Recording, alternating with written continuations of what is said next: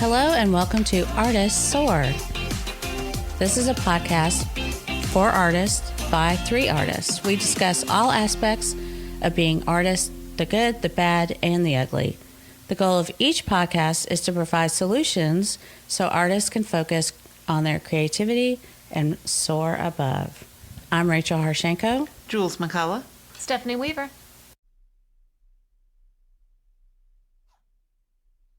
Don't be afraid to be curious. In this episode, we're going to be talking about listeners who have wrote in and asked us some questions. So, what have you guys been working on?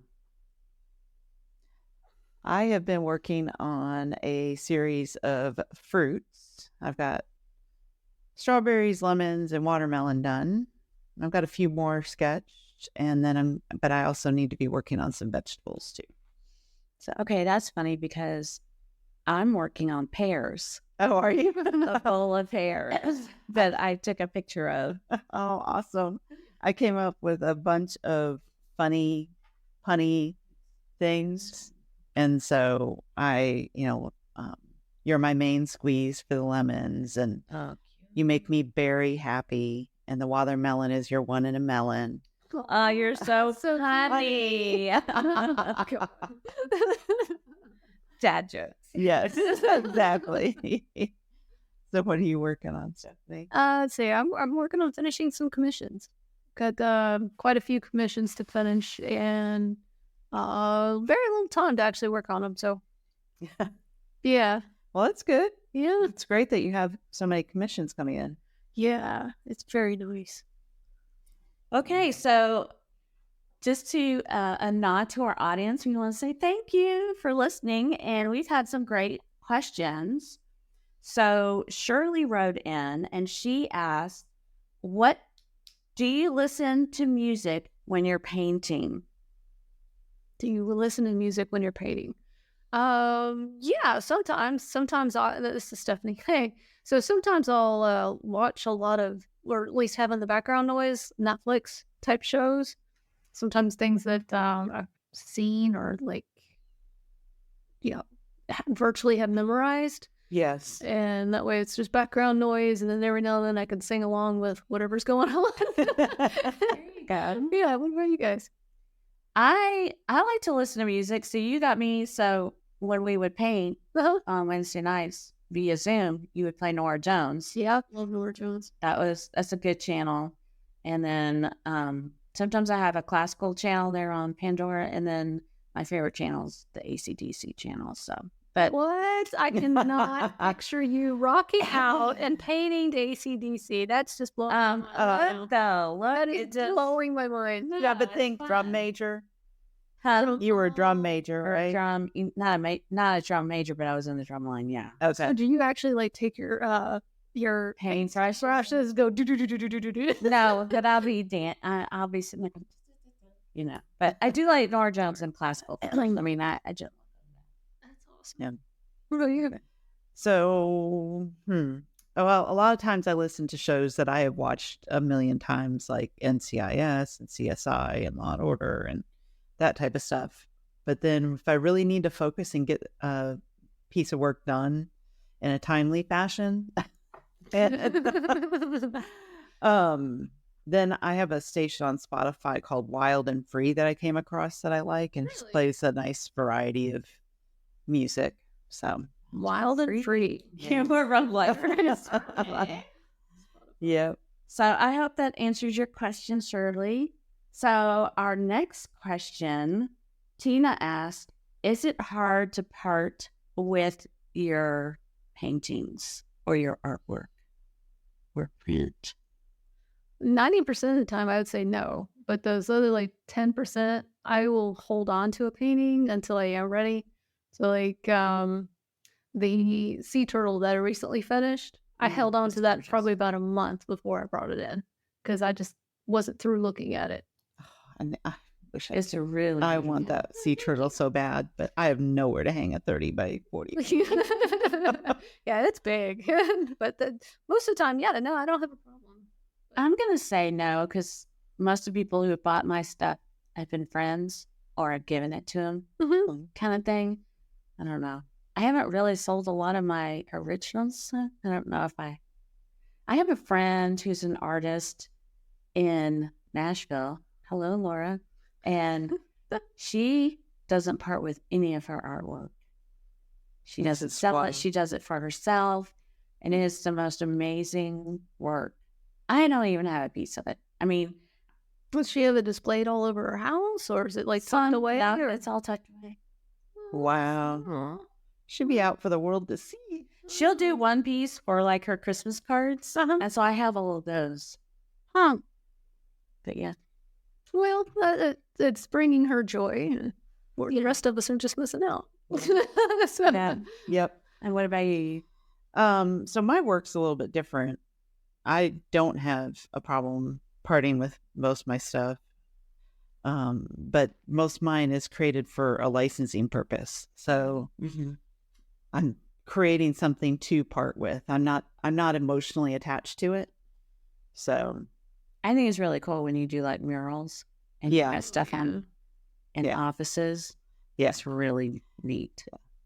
And sometimes, sometimes that's a little bit more emotionally charged just because it's very personalized to what that business or person is looking for.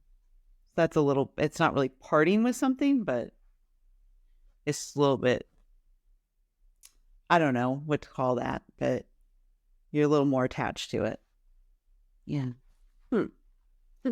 Okay, so now we get to our third question. This one might be a little bit harder, but Amy asked us, what do you guys do for self-care or your artist dates? Yeah. And this is from The Artist's Way. If anyone has read that or not. If you haven't, it's a great book to sit down and read. It I have never been able to do the whole thing in one setting. That's a lot of work. It's a lot, but little chunks of time over the years has helped. And that's one of those books that you can repeat. Oh yeah. It's like I know you read the book The Secret every year, watch the movie. Same thing with Artist's Way. Like you read that thing, and every time you're gonna pick up in the Bible, like I know you read that, and every time you're gonna get a little nugget of just, oh man, that's good. Right. It hit. Absolutely. Yeah. Yeah. I've never done that. You've never done the Artist's Way. Have you not? Yeah. Oh. I don't think I've made it past like chapter 6, maybe. I need to pick it up. Hard, or is it because it's in depth? It's in depth. It's not hard, but it really makes you think. Yeah, it breaks down like some barriers that you set for yourself. Yes. And so, I don't even know they're there until you like read about it and you're going.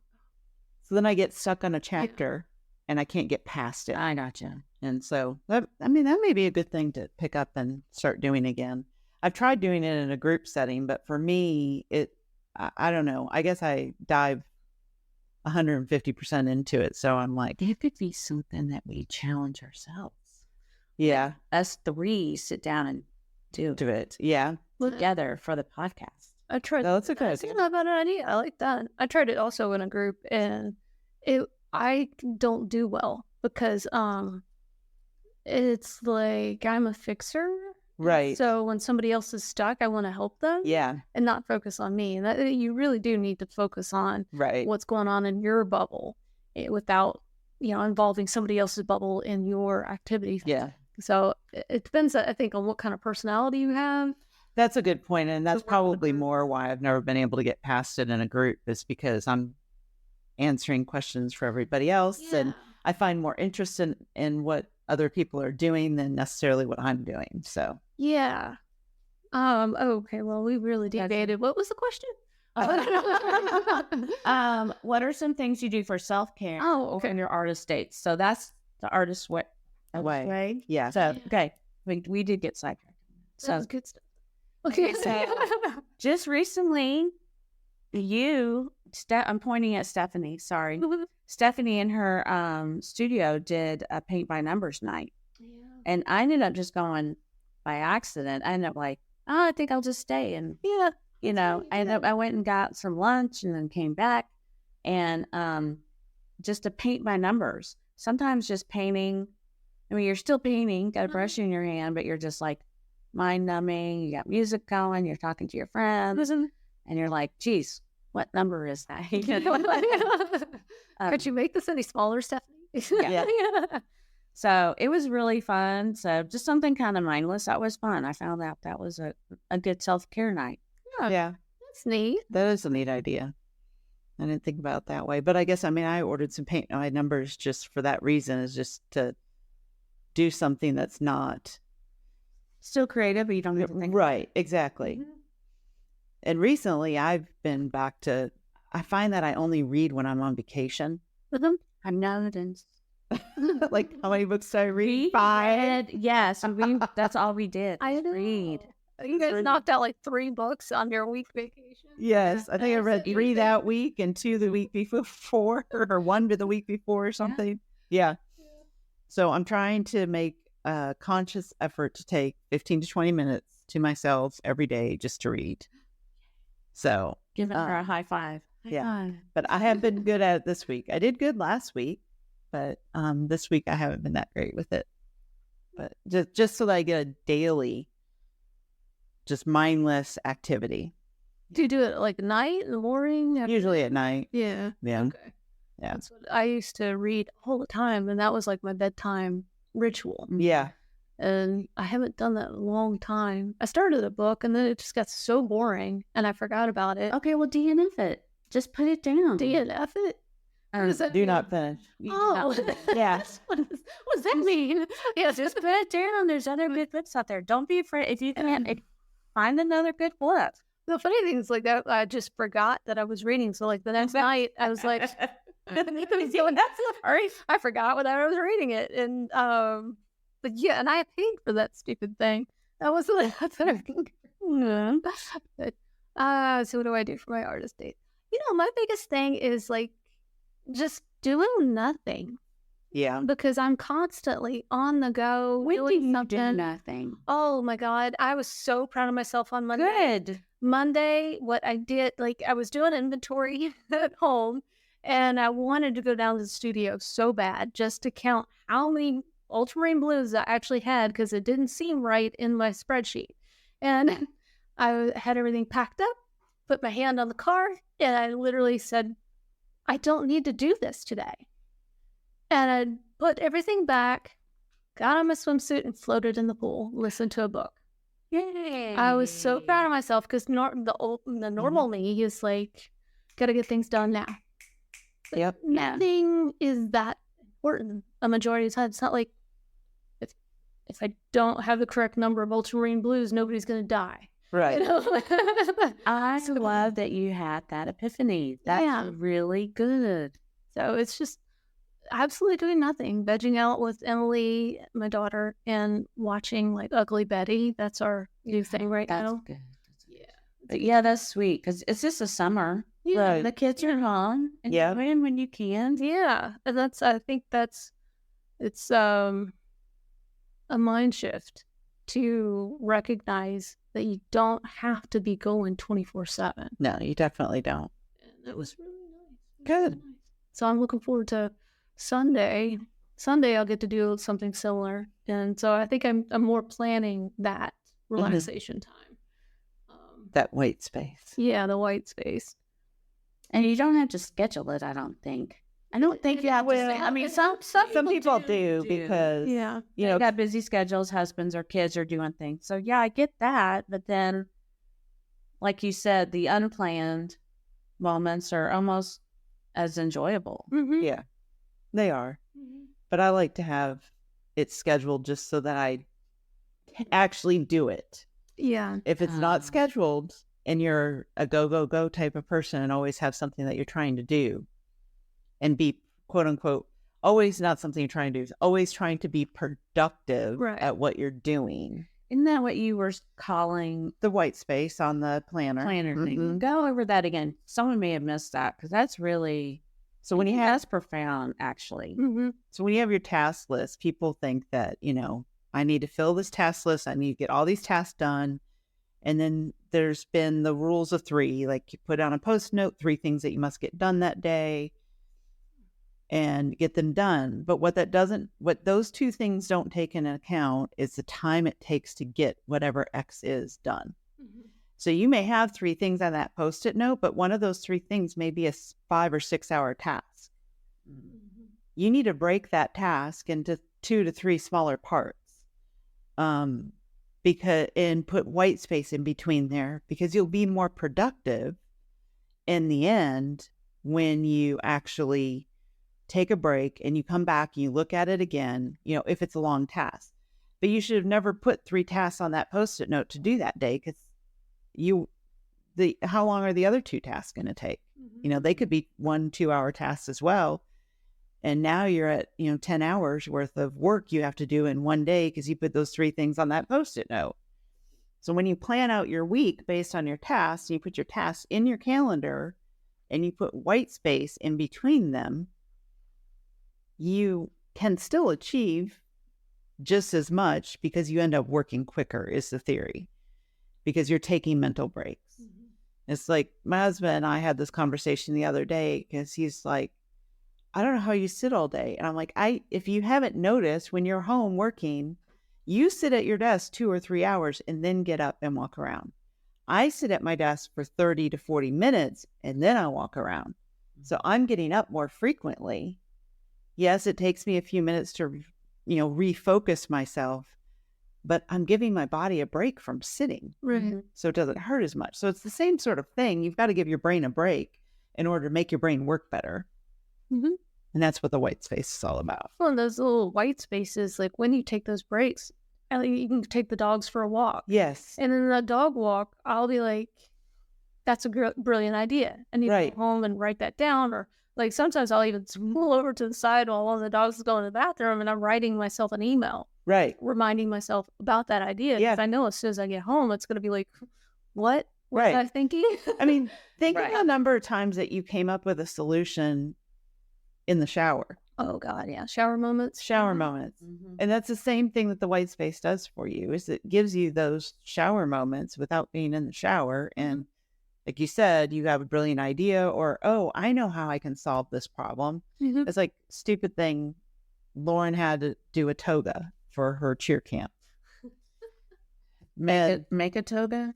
She got material and had to wrap it, and she needed me to trim it because she's so short, and the other 2 girls on her senior group of togas are taller. The amount of fabric that we bought was too much for her. Like, they could use a regular width fabric, she could not. And the way she was wrapping it was making almost like I needed to cut a triangle. I'm like, that's still not going to work. Like, I know space and area well enough that I know that if I cut a triangle, I'm not going to achieve what I want. She wanted me to just take the scissors and cut around her knees. I was like, no. Like, that's not going to work. I've got to figure out how to take this big rectangle and cut it down mathematically so that it wraps to your knees instead of wrapping to your ankles. Uh-huh. This is why we don't do math. This is what I'm thinking. You just throw on a sheet and give me some zip ties and I'll be good to go. This is 3 plain yards of fabric. Okay. Like, I mean, but it's just a regular width fabric, but she's too short. I would I got some heels in the. I know. If we can zip tie this and make it I would have done like what Lauren says. I know. Sorry, Tuesday. Hey, Julie, what did you do? Yeah, so I was struggling with, I'm like pinning it up and everything and have her there. I was like, no, that's not going to work. That's how I figured out just cutting it around wasn't going to work, because I pinned it and took it off and I was like, that's a funky cut. Like, that's, you're never going to wrap it that way again and get it in the right place. So I was like, you know what? Let me go with your dad, do what we're doing. When I come back, I'll have it figured out how to cut it. And sure enough, I came back and I had figured out. Where if I would have sat there, I would have sat there for another hour trying to figure out how to cut this damn thing. So how did you cut it?